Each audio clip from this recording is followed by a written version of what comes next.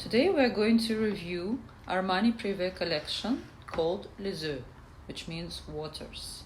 And these perfumes are really nice for the summer. They're all very light, you cannot overspray them, but you should not expect any depth or complexity in here. The perfumes are very well blended and you cannot really take the notes out so easily. I'm going to start with Pivoine Suzhou. I really like peonies for the summer.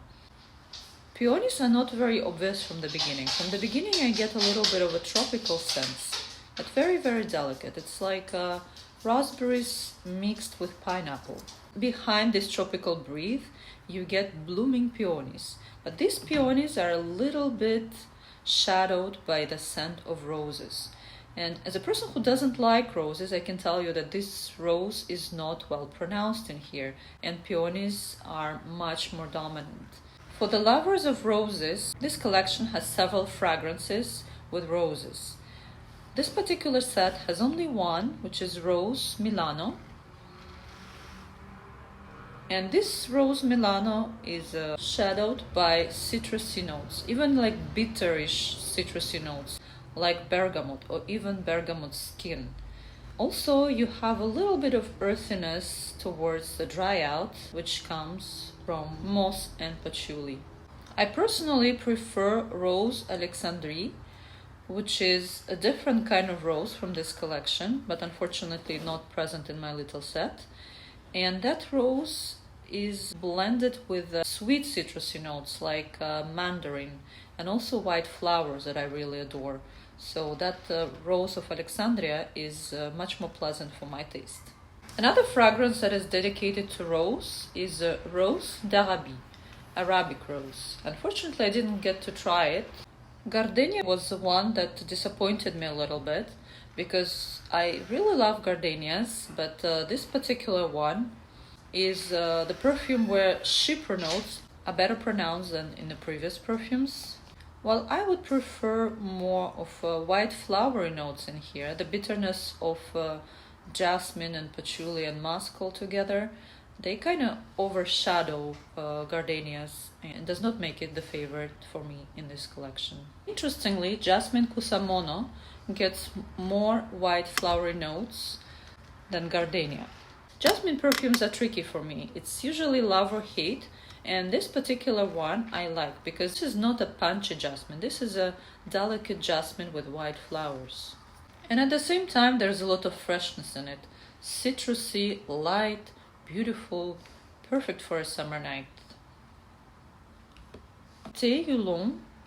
This perfume took me a little longer to think about because I was searching for tea notes, and this perfume I would describe more as citrusy. If you want to think of tea, this is a green tea where you put so much citrus that the tea notes just disappear. I think it's a perfect perfume for those who don't like wearing perfume, because this one blends in with your skin so well that you almost don't feel it, but you get just that nice freshness, and it's really perfect for the summer. And I have a small bonus in here, which is Oud Royal and Figuier. This is an unusual format for a tester. There is no spray in here. There are little holes, and through those holes, perfume comes out. Usually I don't like perfumes that are just named oud or oud something, but this one is the prettiest oud I've ever tried in my life. More than that, it's a feminine oud despite all its complexity and smokiness. I would imagine myself wearing a simple black dress and this perfume. This is such a simple, attractive, magic sexiness in it. The one that I was really waiting for is Figuier Eden. And Figuier is a fig tree. But this one smells more like a fig fruit actually. It has all the sweetness of a ripe fig, and it's complemented with the sweet citruses like mandarin and light powdery notes like iris. Fig is one of my favorite gourmand notes in any fragrance, but this one is just kind of simple for me. It's just a ripe fig fruit. I always form my own opinion before reading the descriptions. After that, I'm curious to see what others think about it. The reviews of Fragrantica, they split into two categories. The first group, they think that these perfumes are too simple and too boring to be so expensive.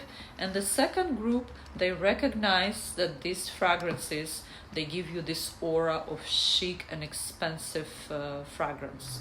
I personally always appreciate complexity in niche perfumery. This collection nonetheless smells like a upscale minimalistic elegance that really does smell very expensive.